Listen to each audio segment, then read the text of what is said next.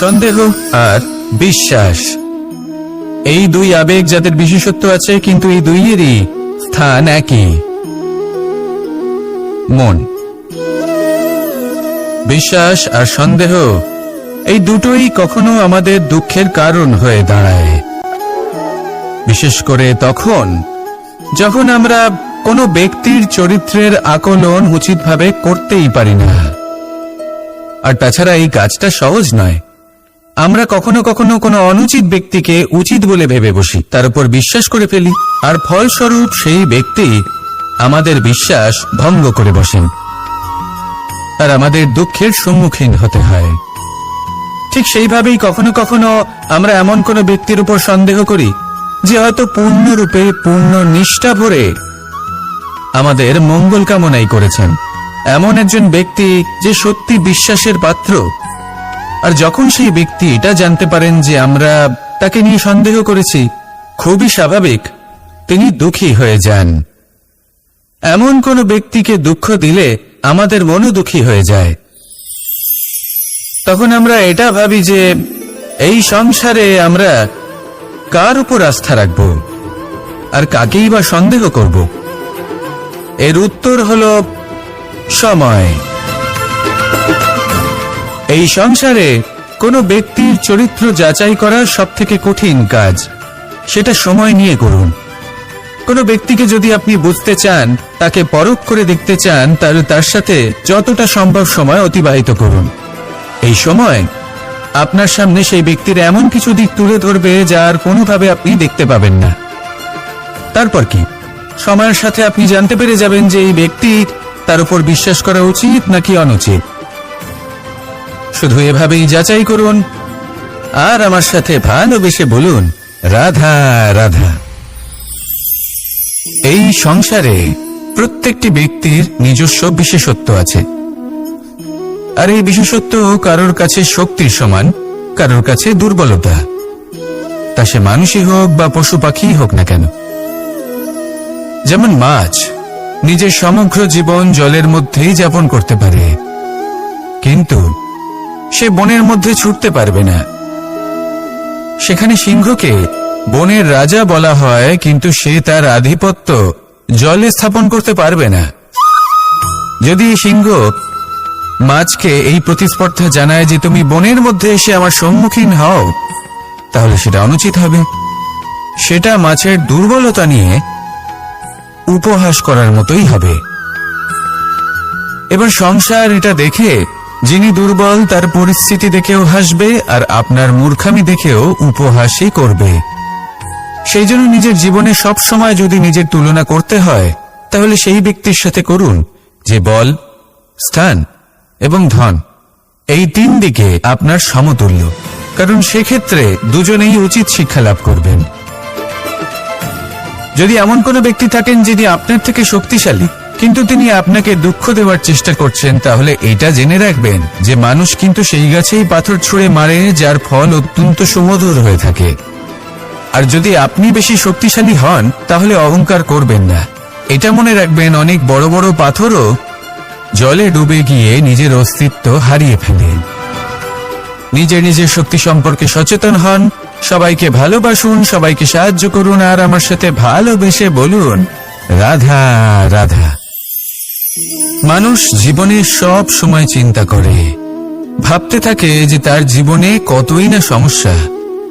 তারপরে নিজের আশেপাশে দেখে আর ভাবে যে সবাই কত প্রসন্ন, শুধু আমার জীবনেই সমস্যা আছে। কিন্তু বিষয়টা তা নয়। শুধু প্রত্যেক ব্যক্তিরই নয়, প্রত্যেক প্রাণীরও জীবনে সমস্যা আছে। এবার মানুষ একটা পাখিকে দেখে এটাই ভাবে যে এদের জীবন কতটা সহজ, কোন দেশেরই সীমারেখা এদের উপর লাগু হয় না, কোথায় থাকবে সেই নিয়েও কোনো ভাবনা নেই, কত শান্তির জীবন এদের। তারপর সে একটা পিঁপড়েকে দেখে আর এটা ভাবে, কি অসাধারণ, এদের তো সারা জীবনই মাটির উপরেই অতিবাহিত হয়, খাবারটাও মাটিতেই পেয়ে যায়, কি শান্তির জীবন এদের। কিন্তু যখন কোনো ঝড় আসে, তখন সবার আগে সেই পাখির বাসাটাই ঝড়ে ভেঙে যায়। এই পাখি যে শাখাতেই গিয়ে বসে পড়ুক, তাদের উপর সবসময় সংকট থাকে যে ওপর থেকে কোনো বড় পাখি এসে তাদের উপর প্রহার না করে, তারা নিজেদের প্রাণ না হারায়। আর যদি কথা বলি পিঁপড়েকে নিয়ে, এদের উপর সবসময় সংকট থাকে যে কোনোভাবে বাতাস বা জল এদের ভাসিয়ে না নিয়ে যায়, কোনো প্রাণী ওকে পা দিয়ে পিষে না দেয়, এই পিঁপড়ে পিষ্ট হয়ে না মারা যায়। দেখুন, সমস্যা প্রত্যেকের জীবনে রয়েছে, আর এই সমস্যা আসতেই থাকবে। এর অর্থ এটা নয় যে এই সমস্যার সম্মুখীন হওয়া যায় না, এর সমাধানও সম্ভব নয়। প্রত্যেক সমস্যার সমাধান অবশ্যই আছে, শুধু শান্ত মনে সেটা খুঁজে বের করতে হবে। তাহলে সেটাই করুন, প্রত্যেক সমস্যার সমাধান করতে থাকুন। যত সমাধান করবেন জীবন আনন্দময় হয়ে উঠবে। যদি সমাধান না করেন তাহলে আজীবন দুঃখই পেতে থাকবেন।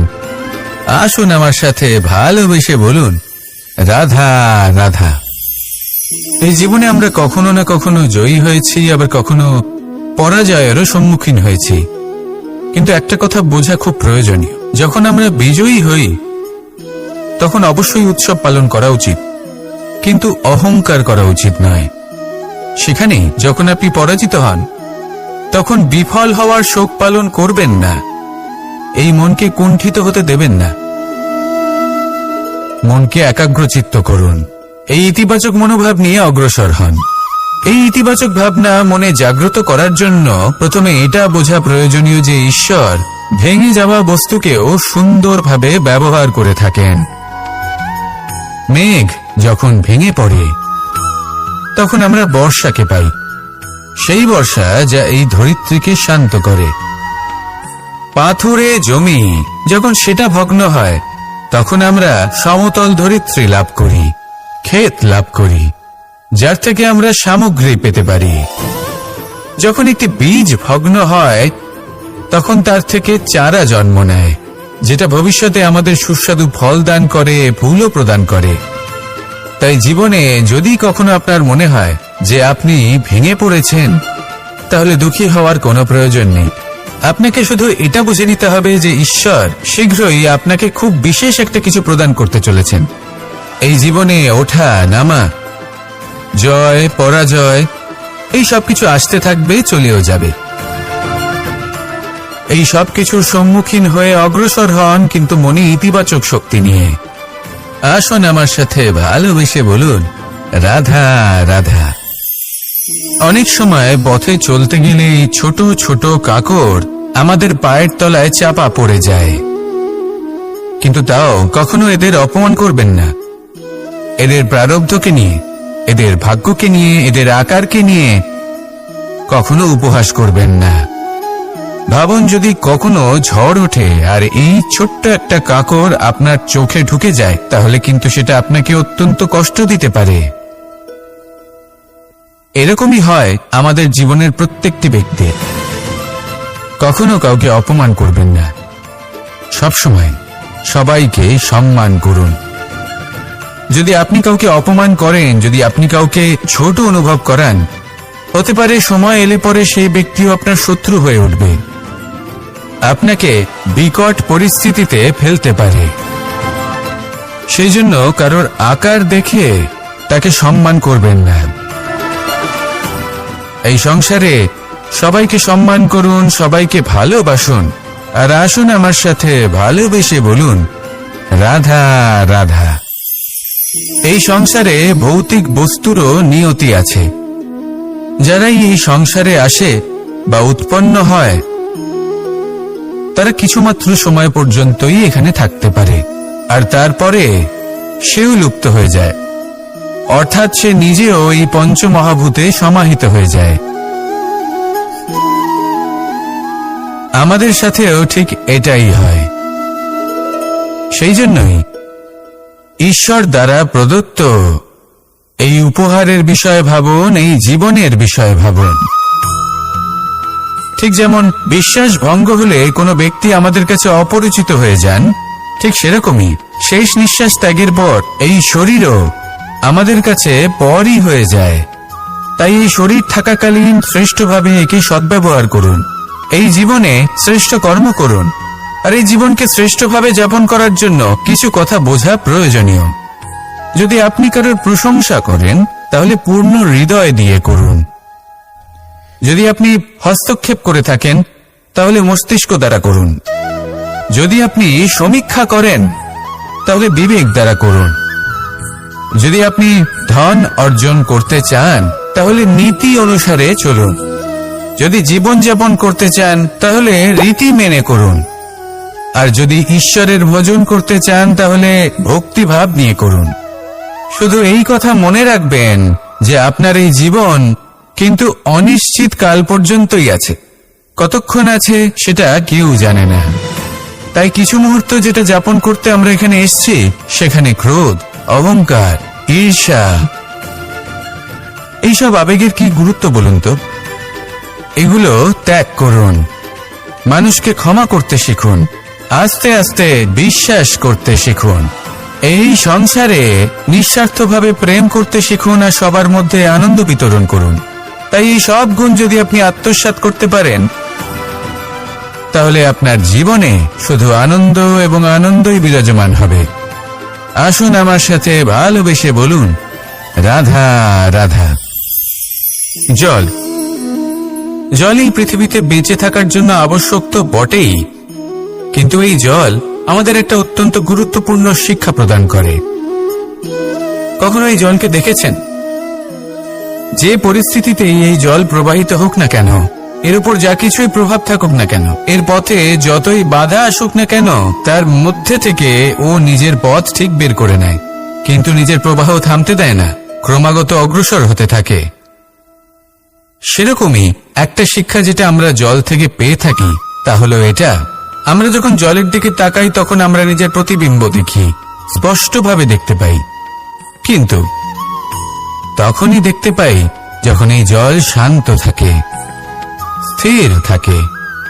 যদি এই জল অশান্ত হয়ে থাকে, স্থির না হয়, তাহলে আমরা এতে নিজের প্রতিবিম্ব দেখতে পাই না। এটাই আমাদের মনের সাথেও হয়ে থাকে। যখনই জীবনে কোনো সংকট আসে, যদি আমরা শান্ত মনে, স্থির মনে সিদ্ধান্ত নিই, তাহলে সেটা এমন একটা শীতল সিদ্ধান্ত হবে যেটা আমাদের ভবিষ্যৎকে একটা শ্রেষ্ঠ স্থানে নিয়ে যাবে। যদি মন অশান্ত হয়, বিচলিত হয়, পীড়িত হয়, দুঃখিত হয়ে থাকে, রুষ্ট হয়ে থাকে, তাহলে অনেক সময় আমরা এমন সিদ্ধান্ত নিই যেটা আমাদের জন্য অনুচিত প্রমাণিত হয়। যখন আপনি ক্রুদ্ধ ছিলেন বা দুঃখের বশে ছিলেন, তখন অনেক সময় হয়তো এমন সিদ্ধান্ত নিয়েছেন যেটার জন্য ভবিষ্যতে আপনি অনুশোচনা করেছেন। এবার দেখুন, এই আবেগগুলো থেকে আমরা পালাতে পারবো না, কিন্তু এই আবেগগুলো আপনার উপর কতটা প্রভাব ফেলবে সেটা আমরা অবশ্যই ঠিক করতে পারি। এই মনকে আমরা নিয়ন্ত্রণ করতে পারি। এটাই করুন, চিন্তা করুন, এই মনকে শান্ত রাখুন, স্থির হতে চেষ্টা করুন, আর তারপরে সিদ্ধান্ত নিন। আসুন আমার সাথে ভালোবেসে বলুন, রাধা রাধা। আপনি কি কখনো নৌকা যাত্রা করেছেন? করে না থাকলেও নিশ্চয়ই দেখেছেন যে এই জল যা নিজের অন্তরে সব কিছু সমাহিত করে নিতে পারে, এই নৌকা সেই জলের ওপরেই ভেসে থাকে। নদীর স্রোত কাটিয়ে সে সামনে অগ্রসর হয়।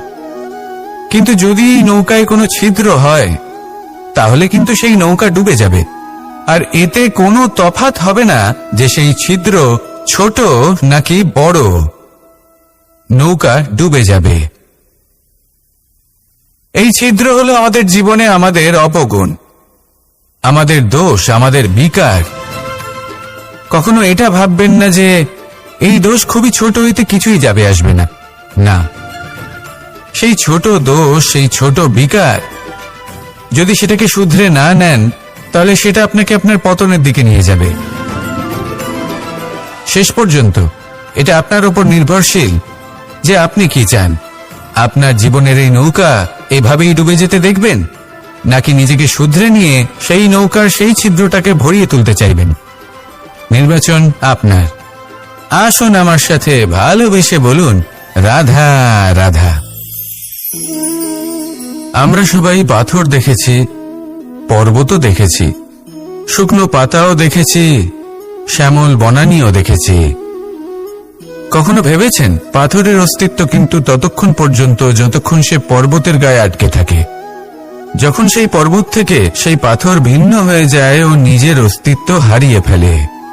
আস্তে আস্তে কখনো পাথর কেটে বা কখনো পিষ্ট হয়ে সেই পাথর আস্তে আস্তে মাটিতে পরিণত হয় এবং পূর্ণরূপে নিজের অস্তিত্ব হারিয়ে ফেলে। এটাই পাতার সাথেও হয়। এই পাতা যতক্ষণ গাছের ডালের সাথে যুক্ত ততক্ষণ তার অস্তিত্ব থাকে। যখনই ডাল থেকে বিচ্ছিন্ন হয় সেও নিজের অস্তিত্ব হারিয়ে ফেলে। আর এটাই আমাদের সাথেও হয়। যতক্ষণ আমরা নিজেদের আপনজনের সাথে যুক্ত থাকি আমাদের অস্তিত্ব বজায় থাকে। যখন আপনজনদের সাথে সম্পর্ক ছিন্ন করি তখন আমরাও আমাদের অস্তিত্ব হারিয়ে ফেলি। এবার এই সংসারের প্রত্যেক ব্যক্তি স্বতন্ত্র থাকতে চান, আর অনেক ব্যক্তি স্বতন্ত্র থাকবেন বলে আপনজনদের দূরে করে দেন আর তাদের সাথে এই সম্পর্ক ছিন্ন করেন। এটা কি সত্যি প্রয়োজন? আপনজনদের সাথে সম্পর্ক ছিন্ন করে নিজের অস্তিত্ব হারিয়ে ফেলা প্রয়োজনীয়, নাকি আপনজনদের সাথে সম্পর্ক বজায় রেখে নিজেদের স্বতন্ত্র করে রাখা সেটা আবশ্যক?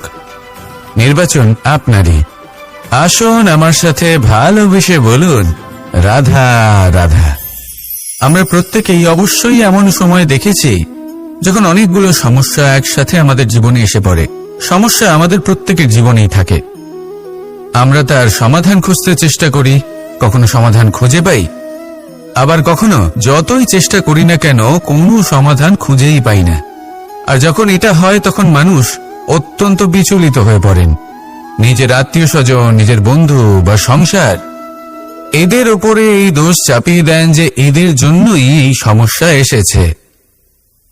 এবার যদি আমি আপনাকে কোনো পরামর্শ দিই তাহলে এটাই বলবো যে দৃষ্টিভঙ্গি পাল্টে দেখুন। এই দৃষ্টিভঙ্গি দিয়ে দেখুন যে এই সংসারে যে সমস্যাই আসুক না কেন তার জন্য কেউ দোষী নয়, না আপনি না অন্য কেউ। এই পুরো খেলাটাই আপনার মানসিকতা, আপনার দৃষ্টিভঙ্গি, আপনার মনের। কিভাবে বোঝাচ্ছি? যখন আমাদের মন শক্ত থাকে তখন কঠিন থেকে কঠিনতর পরিস্থিতিও আমাদের জীবনে খুব বেশি হলে প্রতিস্পর্ধা হয়ে থেকে যায়। সেখানে যদি আমাদের মন দুর্বল থাকে তখন অল্প কঠিন পরিস্থিতিও আমাদের কাছে খুব বড় সমস্যা হয়ে যায়, তাই না? একটা শক্ত মন কঠিন পরিস্থিতিকে প্রতিস্পর্ধা হিসেবে দেখে আর তার মধ্যে ওটা সুযোগ খুঁজে নেয়। আমাদের শুধু এটাই করতে হবে। এই সংসারে অন্য কাউকে দোষী মনে করলে আপনার সমস্যা দূর হয়ে যাবে না। সেই জন্য এই সংসারকে দোষ দেওয়ার বদলে এই সমস্যার মূলে চলে যান, সেটাকে বুঝুন, নিজের এই মনকে শক্ত করে তুলুন। যদি আপনার মন শক্তিশালী হয় তাহলে এই সংসারে অনেক বড় বড় কঠিন থেকে কঠিনতর পরিস্থিতিও যদি আসে, আপনার জীবনে যতই বড় বড় সমস্যা আসুক না কেন আপনার লক্ষ্য লাভে বাধা দিতে পারবে না। আসুন আমার সাথে ভালোবেসে বলুন, রাধা রাধা। কখনো এই প্রকৃতির দিকে তাকিয়ে থাকবেন। এই প্রকৃতি অনেক ধরনের শিক্ষা দেয়। কোন একটা গাছকে দেখুন কিভাবে সে মাটি থেকে জল শুষে নেয়। সে ঝড় হোক বা হোক কড়া রোদ সব সহ্য করে এবং অবশেষে সে ফল ধারণ করে।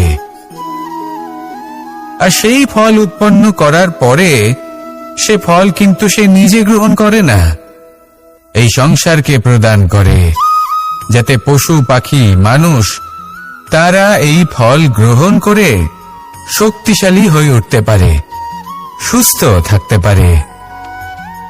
সেভাবেই নদী, সরোবর এরা নিজেরাও কিন্তু নিজেদের জল গ্রহণ করে না, মাটিকে প্রদান করে, পশু পাখিকে প্রদান করে।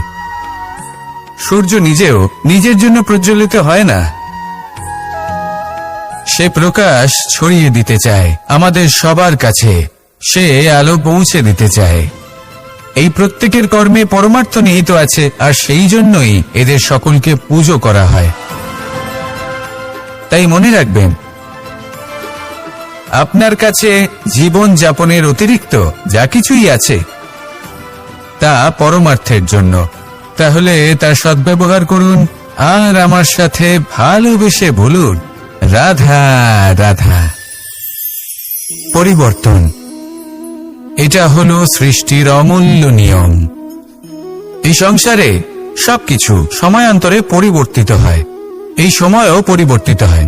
পরিবর্তন চিরকাল হয়ে এসেছে আর চিরকাল হতে থাকবে। কিন্তু এবার আমরা সেই পরিবর্তন কিভাবে লাভ করব, যেটা আমাদের প্রয়োজন, যেটা আমরা চাই?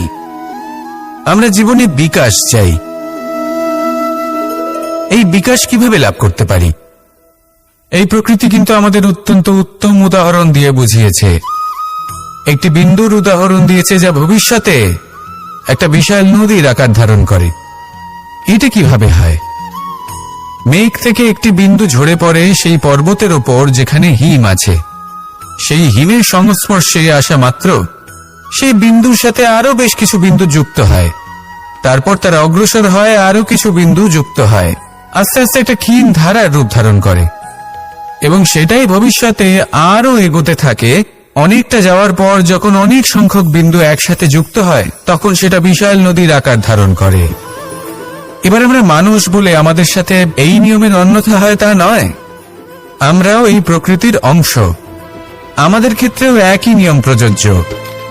যখন পরিশ্রম করে অনেক সংখ্যক বিন্দু আমরা একত্রিত করব, তখনই পরিবর্তনের নদী প্রবাহিত হবে। প্রয়োজন হল নিরন্তর পরিশ্রম করা এবং ধৈর্য ধরা। এটা করতে থাকুন, জীবনে সবকিছু লাভ করতে পারবেন। কারণ প্রকৃতি আমাদের এটাই শিখিয়েছে, আর আমরা এই ব্রহ্মরই একটি অংশ, যার দ্বারা এই ব্রহ্মাণ্ড নির্মিত। আসুন আমার সাথে ভালোবেসে বলুন, রাধা রাধা। প্রত্যেক মানুষ নিজের জীবনে দুঃখ অনুভব করেন। প্রত্যেকের দুঃখ আলাদা হতে পারে। কারোর মনে এই দুঃখ থাকে যে সে তার বাবা মায়ের সব ইচ্ছে পূরণ করতে পারেননি। কেউ এটা ভেবে দুঃখ পান যে সে চিরকাল সদাচার করেছেন, সৎকর্ম করেছেন, কিন্তু তাও তাকে দুরাচারী বলে মনে করা হয়। কেউ এটা ভেবেও দুঃখ পান যে তার সামনে যে ব্যক্তি রয়েছেন তার চোখে তিনি শত্রু হয়ে উঠেছেন বা দুষ্ট হয়ে উঠেছেন, যেখানে তিনি হয়তো কোনো অনুচিত কাজই করেননি। এবার এই সমস্ত বিষয় নিয়ে ভেবে নিজের ব্যক্তিত্ব নিয়ে সন্দেহ প্রকাশ করবেন না। যদি নিজের ব্যক্তিত্ব নিয়ে কোনো সন্দেহ থেকে থাকে, তাহলে কর্ম সংক্রান্ত প্রশ্ন করুন যে আপনি যা করেছেন তাতে কি উচিত ছিল, কি অনুচিত ছিল। যেটা প্রয়োজন সেটা এটা বোঝার যে আপনার অন্তর্মন, আপনার বিবেক আপনাকে কি বলছে, আর আপনার অন্তর্মন আর আপনার বিবেক আপনাকে যেটা করতে বলবে শুধু সেটাই করুন। আর তারপরে এই সংসার কি বলবে, কি ভাববে, সেসব নিয়ে ভাবতে যাবেন না। কারণ এই সংসার তো ঈশ্বরকেও প্রশ্ন করে থাকে, ঈশ্বরকেও দোষী মনে করে। কখনো কখনো যখন কোনো ঘটনা মানুষের ইচ্ছা অনুযায়ী ঘটে না, তখন মানুষ এটা বলে যে, হে ঈশ্বর, আপনি আমার পাশে থাকলেন না, আপনি বড়ই কঠোর, এটা আপনার দোষ। যেখানে বেশিরভাগ সময় হয়তো সে নিজেই নিজের কর্মফল ভোগ করছে। আর কখনো কখনো ঈশ্বর হয়তো তার জন্য আরো ভালো কোনো পরিকল্পনা করে রেখেছেন, কিন্তু মানুষ সেটা বুঝতে পারে না। তাই দিনের শেষে যেটা প্রয়োজন সেটা হলো নিজের মনের কথা বুঝতে হবে। আপনার বিবেক কি বলছে শুধু সেটাই করুন, আর সামনে এগোতে থাকুন। আমার সাথে ভালোবেসে বলুন, রাধা রাধা। পাশা নামক এই খেলাটি আপনারা নিশ্চয়ই খেলেছেন। না খেলে থাকলে দেখেছেন, আর যদি দেখেও না থাকেন তাহলে নিশ্চিত রূপে শুনেছেন।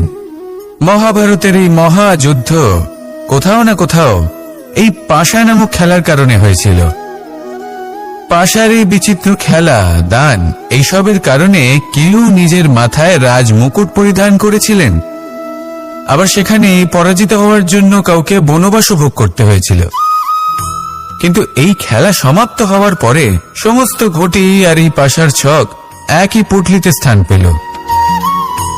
এটাই হলো আমাদের জীবন।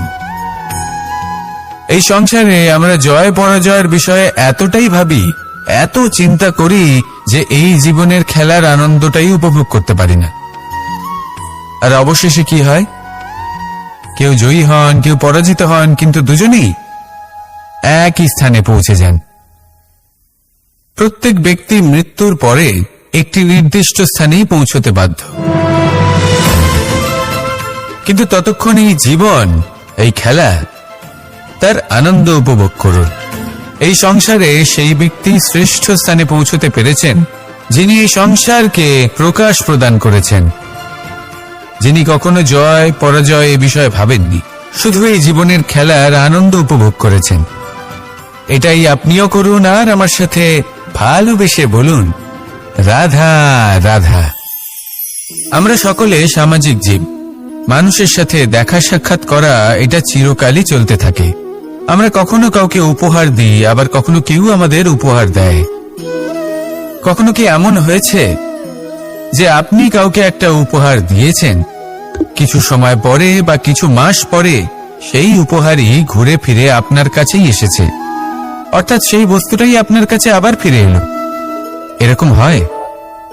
ছেলেবেলায় একদিন একজনের বিবাহ ছিল, তখন মা তাকে একটা উপহার দিতে চাইছিলেন, তাই তিনি একটা পোশাক বানালেন আর সেটাকে সুসজ্জিত করছিলেন। আমি দেখলাম আর জিজ্ঞেস করলাম যে মা, এই পোশাক এত সুসজ্জিত করার কি আছে? তখন মা বললেন যে কানাই, কখনো কাউকে এমনই উপহার দেবে, এমন প্রকারে দেবে যে সেটা যদি আবার ঘুরে ফিরে তোমার কাছে ফিরে আসে তাহলে যেন তোমার খারাপ না লাগে। এটাই কিন্তু হয় আমাদের ব্যবহারের সাথে, কর্মের সাথেও এবং আমাদের কথার সাথেও। তেমনই আচরণ করবেন যে আচরণ আপনি সহ্য করতে পারবেন। যদি মুখ থেকে কটু কথা বেরোতে থাকে তখন নিজেকে সংযত করে নিন। সেই শব্দই প্রয়োগ করুন যেটা আপনি তার বদলে শুনতে চাইবেন এবং আপনার দুঃখও হবে না, কারণ আপনার কর্ম এমন একটা উপহার যেটা আবার ঘুরে ফিরে ফলস্বরূপ আপনার কাছেই আসবে। সেই জন্য নিজের আচরণ শুভ করুন, নিজের মানসিকতা শুভ করুন, নিজের মুখ থেকে মধুর বাণী মিশ্রিত করুন আর এভাবে মধুরভাবে বলুন, রাধা রাধা। এই সংসারে একটা শব্দ আছে যার বিষয়ে মানুষ অত্যাধিক চিন্তা ভাবনা করে, আর সেই শব্দ হলো অস্তিত্ব, পরিচয়। প্রত্যেক ব্যক্তি এই সংসারে নিজের অস্তিত্ব গড়তে চায়, আর ছোট থেকে এটাই হয়। যখন আমরা শ্রেণীকক্ষে যাই, পড়তে যাই, তখন আমরা এটাই ভাবি যে আমরা নিজেদের অস্তিত্ব গড়ব, সুনাম অর্জন করব। সকল ব্যক্তি যাতে এটাই বলে যে এই হলো সর্বশ্রেষ্ঠ ছাত্র, আর এটাই আমাদের পরিচয়। কার্যক্ষেত্রেও আমরা ঠিক এটাই চেষ্টা করি, পরিশ্রম করতে থাকি এবং ভবিষ্যতে গিয়ে আমরা নিজেদের পরিচয় খুঁজে পাই। পরিচয়ের সাথে সাফল্য আসে, আর সাফল্যের সাথে আসে অস্তিত্ব। আর যখন এই দুটি সংযুক্ত হয় তখন মানুষ অসফলতার কথা ভেবে ভয়ভীত হয়ে পড়ে, আর এটা ভাবতে থাকে যে যদি আমি অসফল হই তাহলে সেই পরিচিতির কি হবে, সেই নামের কি হবে, সেই সবকিছু যে আমি অর্জন করেছি তার কি হবে। সে ভয়ভীত হয়ে পড়ে, আর এই ভয়ের কারণে তার বিকাশ কোথাও না কোথাও অবরুদ্ধ হয়। সে শ্রেষ্ঠ কর্ম করা বন্ধ করে দেয় এবং শুধু এই সুরক্ষিত থাকতে চেষ্টা করে। আর অসফল হলে তাতে ভয় পাওয়ার কোনো প্রয়োজন নেই, কারণ যখন আপনি সফল হন তখন এই সাফল্য আপনার পরিচয় এই সংসারের সাথে করায়। কিন্তু যখন আপনি অসফল হয়ে থাকেন তখন এই অসফলতা এই সংসারের পরিচয় আপনার সাথে করায়, যা অত্যন্ত আবশ্যক। অসফলতা প্রত্যেকের জীবনেই আসবে, তার সম্মুখীন হন আর তার থেকে শিক্ষা লাভ করুন, কারণ যখনই আপনি অসফল হন তখনই আপনার জ্ঞান চক্ষু উন্মুক্ত হয়। আসুন আমার সাথে ভালোবেসে বলুন, রাধা রাধা। আপনি কখনো পলাশ ফুল দেখেছেন? কি সুন্দর দেখতে, লাল রক্তবর্ণ, উজ্জ্বল, কিন্তু এতে কোনো সুগন্ধ নেই। সেই জন্য ওকে শুধু চোখ ভরে দেখতে ইচ্ছে করে। দেখবেন তাকে কিন্তু পুজোতে ব্যবহার করা হয় না, এই ফুল দিয়ে মালা বানানো হয় না। সেরকমই আমাদের জীবনে এমন অনেক ব্যক্তি রয়েছেন যাদেরকে সম্মান অর্জন করতে হয়। যদি আপনি কোনো উচ্চ বংশে জন্ম নিয়ে থাকেন এবং আপনার কাছে সবকিছু থাকে, ধন ঐশ্বর্য থাকে, সবকিছু আপনি আগে থেকেই পেয়ে গেছেন, তাও কিন্তু এই সংসার আপনাকে সম্মান দেবে না। ততক্ষণ পর্যন্ত দেবে না যতক্ষণ না আপনি নিজের অন্তরে গুণ জাগ্রত করছেন, শ্রেষ্ঠ কর্ম করছেন, নিজের অন্তরে ইতিবাচক মনোভাবের এই সুবাস জাগ্রত করছেন। যদি এসব কিছু করেন তাহলে এই সংসার আপনাকে সম্মান দেবে। এবার এটা আপনার উপরে নির্ভরশীল যে আপনি কি পলাশ ফুলের মতো হতে চান, নাকি অন্য কোনো ফুল হয়ে উঠতে চান যার সুবাস আছে, যে নিজের সুবাস এই সারা পৃথিবীতে ছড়িয়ে দেয়। আসুন আমার সাথে ভালোবেসে বলুন রাধা রাধা।